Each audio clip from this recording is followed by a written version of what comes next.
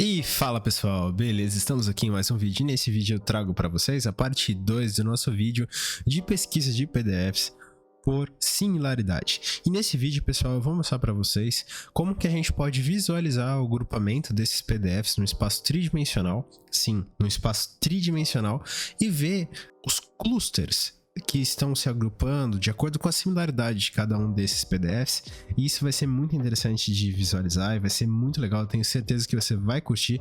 Então já não se esqueça de deixar aquele likezão para ajudar o vídeo, ajudar o canal a crescer, a aprimorar o conteúdo e tá sempre trazendo coisas novas aqui para vocês.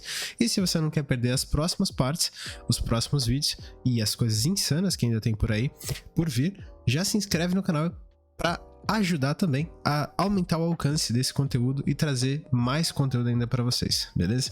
Então, simbora pro vídeo, pessoal. Bom, pessoal, no vídeo passado a gente acabou parando nessa parte aqui, ó, né? Eu tenho já o arquivo todo completo.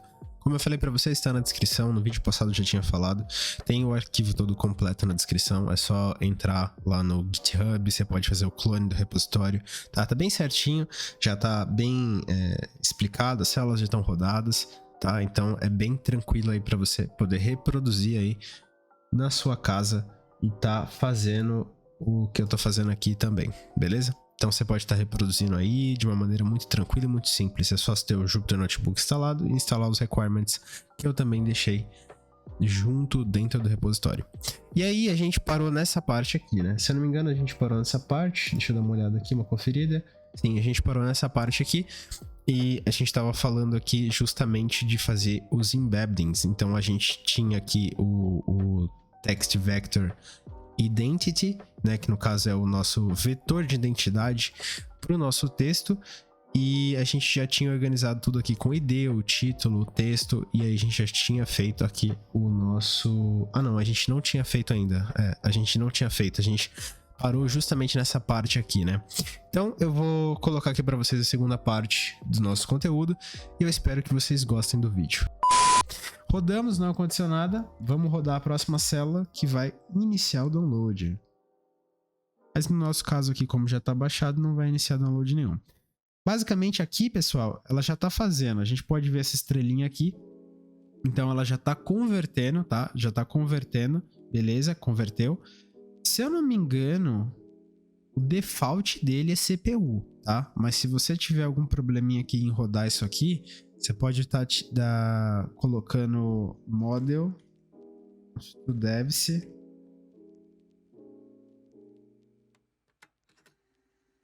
CPU, tá? E aí ele vai colocar. Ou se eu não me engano agora tá assim, ó, ponto .devs, tá? Enfim, você pode estar mudando.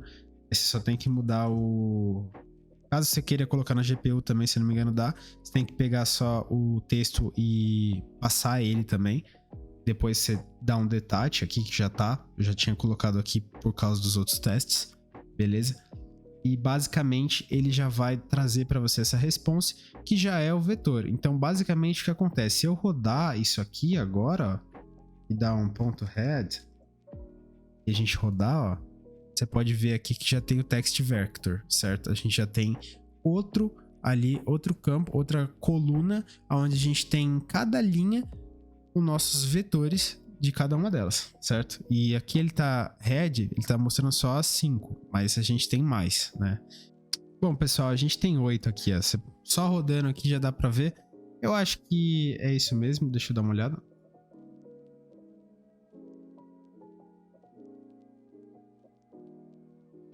A gente tem 9, né? Contando do zero, tá certo. É isso mesmo, tá tudo aqui. Show. Agora o que a gente vai fazer é o seguinte, a gente vai pegar e a gente vai importar o nosso Seaborn, tá? Que a gente vai estar utilizando aqui, Seaborn, tá plotando alguns gráficos aí. E a gente vai estar utilizando o sklearn, que é o scikit-learn também, parte de decomposição dele, que é a parte que tem o PCA. Então a gente vai importar a scikit-learn decomposition e importar o PCA.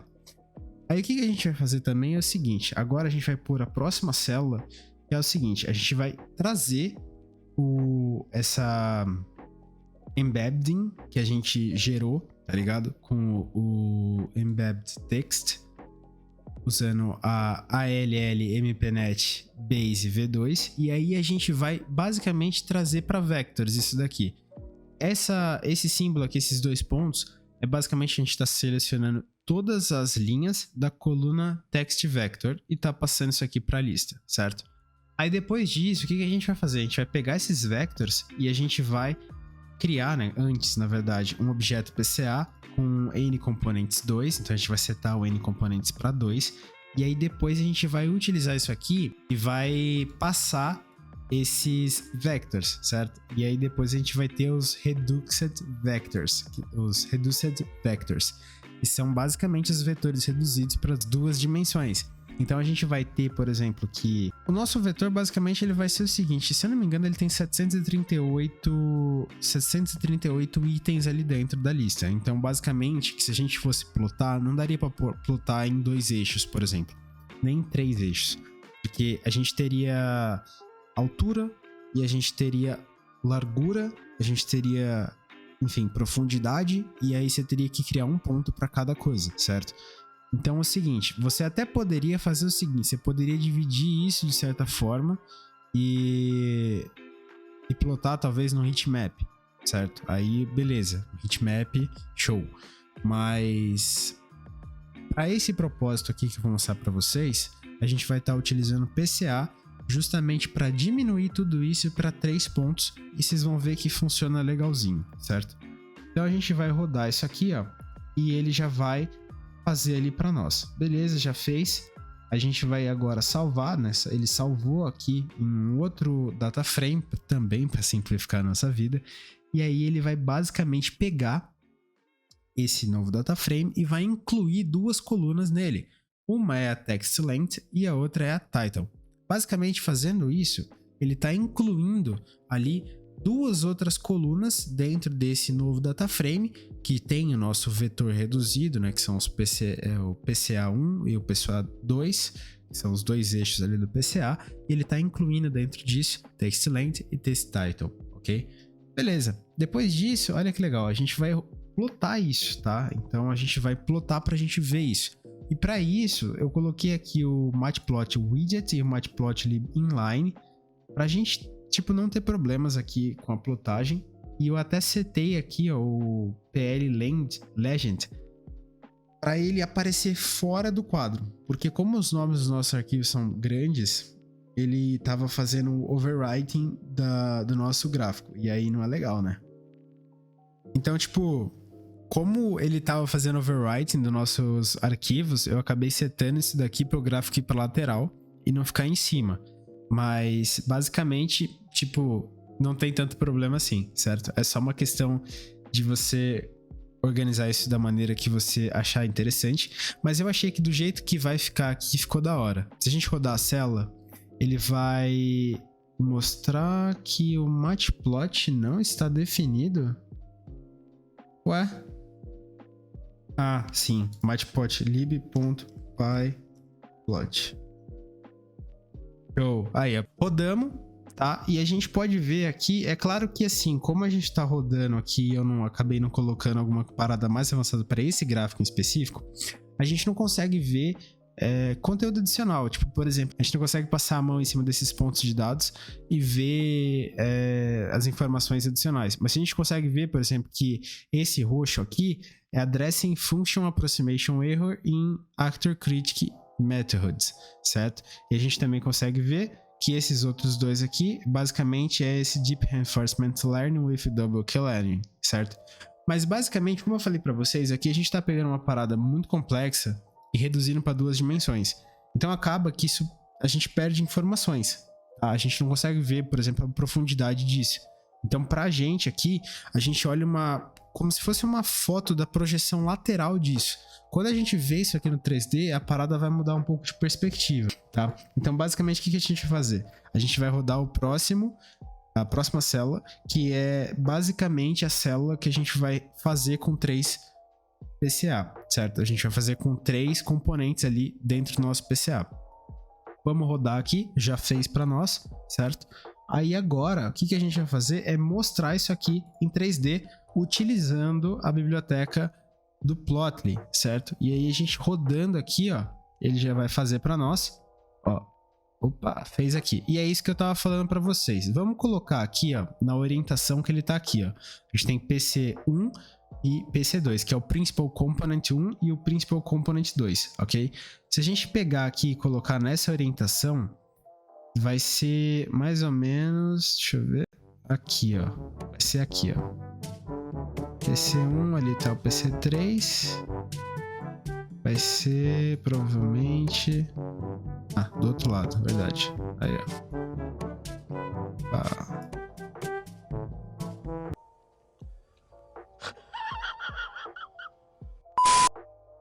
Olha só, pessoal, se a gente olhar isso aqui desse jeito aqui, ó, se a gente olhar de lado, consegui aqui. Se a gente olhar isso aqui de lado, ó, calma aí, pronto. Se a gente olhar isso aqui de lado, ó, assim, desse jeito, a gente vai ver que é exatamente igual a esse, certo? Só a questão aqui que não tá igual é a representação, mas é porque como são duas bibliotecas diferentes, ele vai mostrar com algum nível de diferença, certo? A questão de tamanho e tudo mais. Mas se você der uma olhada, as bolinhas estão no mesmo lugar. Então a gente pode ver, ó, que elas estão exatamente, ou bem próximo disso, no mesmo lugar, certo? Então, ó, a gente olha ali, ó, tá vendo? Estão aqui. Só que a diferença é que como a gente tem um eixo a mais, a gente tem um principal component a mais, a gente pode ver coisas a mais, por exemplo, profundidade. E aí a gente vê que se a gente olhar aqui assim, dessa maneira, assim, ó, que a gente estaria olhando aqui, por exemplo, a gente vê que a parada que talvez estaria perto não tá tão perto assim. Se a gente olhar, por exemplo, aqui, ó, essa daqui que a gente teoricamente via como se estivesse aqui, ela tá lá no fundo, então não tá perto, entendeu? Isso que é interessante, você tem que definir a redução de dimensão, caso você esteja planejando fazer isso para visualização ou alguma coisa do tipo, de forma que você não perca informação. Porque, por exemplo, dessa maneira que a gente fez aqui, a gente perde a informação da profundidade e olha como que isso já impacta, né? Se a gente olhar isso aqui dessa forma... E a gente vê aqui assim, ó, é claro que a gente tem que distanciar mais, mas ele vai afetar ali por causa do size. Mas se a gente olhar, você estaria olhando assim, certo? E aí você não tem como saber, por exemplo, que essa bolinha aqui, ó, do fundo, deixa eu ver uma coisa aqui, certo? É bem possível que a gente tá olhando a orientação errada, deixa eu ver. Vou colocar na orientação certa aqui, ó. Acho que vai ser alguma coisa... vai ser isso aqui, ó. Mais ou menos. Eu acho que é isso aqui. Se não for isso aqui, é do outro lado, tá? Se não for desse, eu acho que é do outro lado invertido.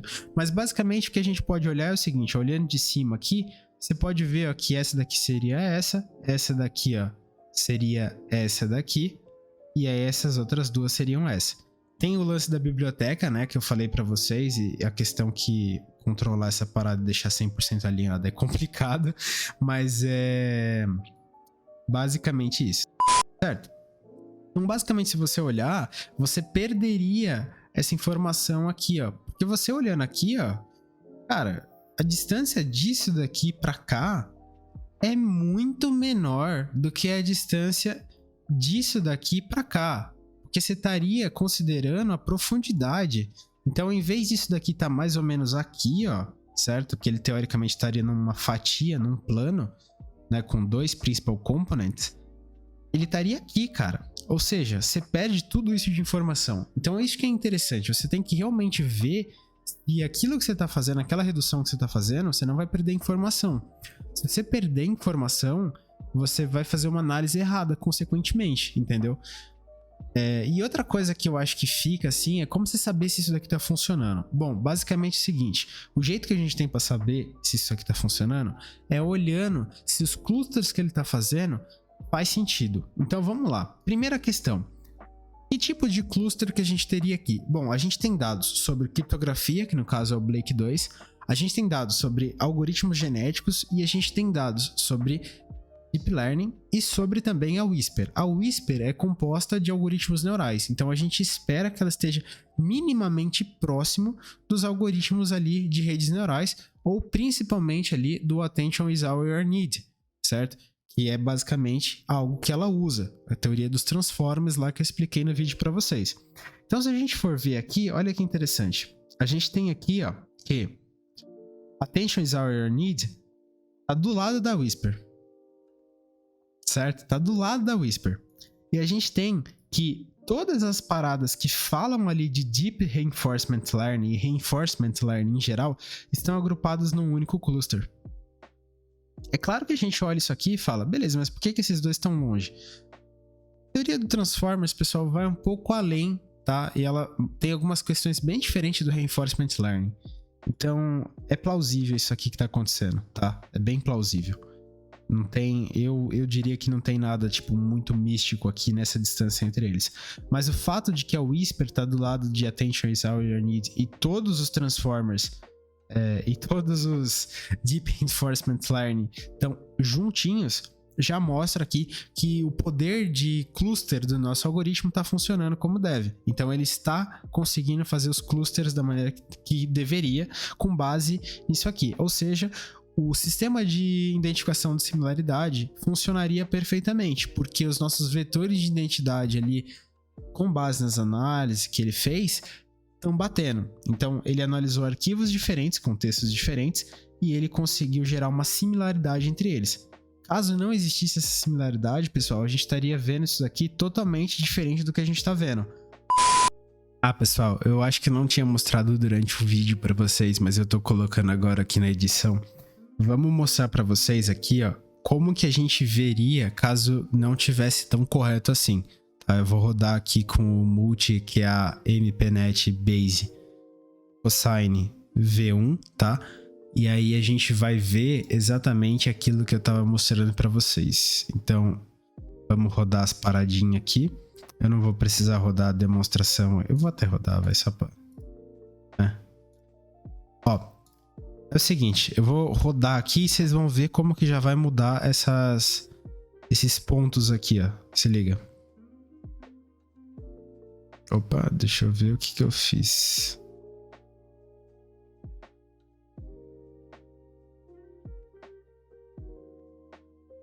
Ah, eu esqueci de rodar isso aqui. Gênio. Beleza, estamos rodando. Show. E vamos rodar agora a parada que exibe. Olha só como mudou. Vocês viram? A parada que estava aglomerado aqui, os pontos que estavam fazendo um cluster aqui, já mudaram, tá? E eles já estão aqui em outras localizações. E a gente vai ver agora em 3D se essas localizações, tipo, realmente mudaram muito assim a ponto de impactar, ou se na verdade, se a gente olhar aqui pelo lateral, eles ainda continuam juntos, tá? Então vamos lá. Mas evidentemente vocês podem ver como eles já se separaram, né? Eles já não estão tão próximos. Se a gente rodar aqui, ó, olha só. Todos aqueles que estavam juntos já não estão mais. Então a gente pode ver, ó, que eles estão, tipo... Não dá pra você tirar alguma conclusão. Não é tão claro quanto aquele outro que eu mostrei pra vocês. Então se você pegar e comparar um com o outro, eu acho que eu vou até colocar na edição aí pra vocês, um do lado do outro. Podem ver, ó, que esse basicamente tá totalmente diferente. Ele não tá dando pra você ver aqui um cluster, um aglomerado de arquivos ali similares, né? Você poderia ver aqui, por exemplo, ó, esses dois aqui estão próximos, beleza. Esse daqui também tá próximo. Esse aqui, mas aí ele já tá mais ali pro canto. Talvez daria pra você fazer isso aqui, certo? Um círculo aqui, uma bolha aqui, não sei. Aí esse aqui tá perto ainda um pouco da Whisper, mas ele tá mais longe. Vocês podem ver que, tipo assim, eles já estão mais distanciados um do outro. É claro que talvez, se tivesse mais documentos, faria mais sentido, certo? Porque aí isso aqui estaria mais preenchido. Mas, como eu falei, você vai ter que dar uma olhada aí qual que vai preencher melhor o seu uso e vai se adequar melhor no que você tá querendo fazer, beleza? Então é isso. Vamos continuar com o vídeo. É nóis.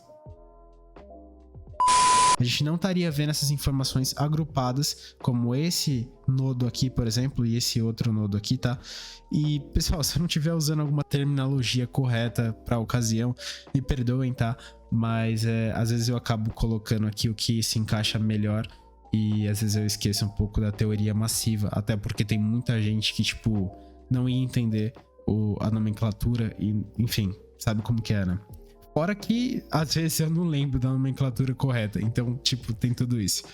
Mas, basicamente, pessoal, se a gente olhar aqui, ó, ele tá agrupando do jeito que deveria. A gente pode ver aqui, ó, que a gente tem até mesmo o Genetic Algorithm, ele tá bem distanciado, tá? E isso daqui é bem interessante, porque apesar dele ser usado e também ser usado em conjunto com redes neurais, ele não, teoricamente, ele não está junto, né? A teoria de algoritmo genético é um pouco diferente. Ela utiliza um outro approach para a parada, então faz sentido. E o Blake 2 tá lá no outro canto também. Então, cara, pra mim isso aqui tá fazendo muito sentido, tá? Eu acho que, enfim, tá correto. E se você tiver alguma dúvida em relação a isso, como eu falei, você pode entrar lá na nossa comunidade do canal, entrar lá no Discord, tem um chat lá. Eu não vou poder estar vendo 24 horas, né? Um SLA de 24 horas, respondendo coisas 24 horas por dia. Ou às vezes, tipo, enfim, vai ter dias que 2 dias eu não vou conseguir ver, e aí um dia em específico eu consigo. Então existe tudo isso, tá? Essa questão, assim, de rotina, tá, pessoal? É possível que eu não consiga ver na mesma hora, mas depois eu vou com certeza dar uma olhada assim que possível, fechou? Então pode estar sentindo a vontade para entrar lá, trocar uma ideia com quem já estiver lá, enfim, bem interessante para isso que está sendo feito lá e também para sugestões de novos vídeos, conteúdos, dúvidas, tudo isso.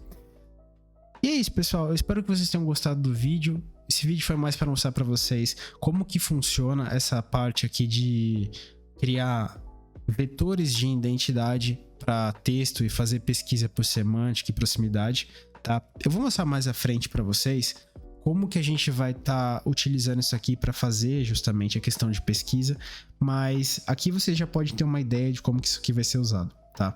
E se você aí, tipo, quiser fazer já, eu vou te dar um norte aqui para você saber como é que você faz, para não ter que esperar necessariamente o próximo vídeo.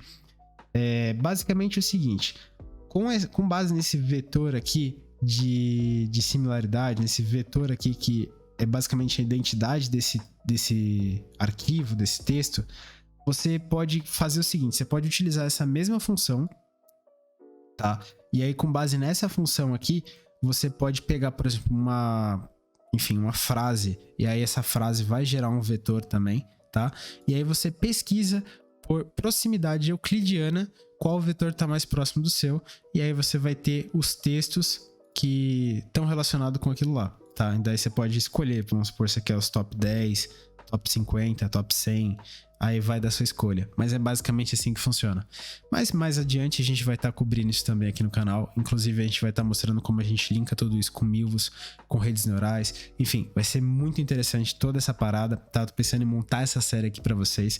E se você curtiu, se você gostou do conteúdo, se você gosta desse conteúdo aqui que, sabe, é um conteúdo mais difícil de se encontrar na internet, um conteúdo mais escasso, vamos dizer assim, já se inscreve no canal para dar aquele apoio, deixa aquele likezão maroto, deixa um comentário assim para dar um apoio, ou um comentário assim, se caso você tenha dúvida ou sugestão para próximos vídeos, que isso ajuda demais o canal, sabe? E todo esse apoio que vocês dão, pessoal, assim, nos vídeos e fica lá, isso daí é muito interessante, é muito, sabe, incrível isso, porque isso ajuda demais o canal e também me ajuda a trazer mais vídeos para vocês, né? Então, muito obrigado pelo engajamento, por ter assistido até aqui. E é isso, a gente se vê no próximo vídeo. Valeu, falou, fui!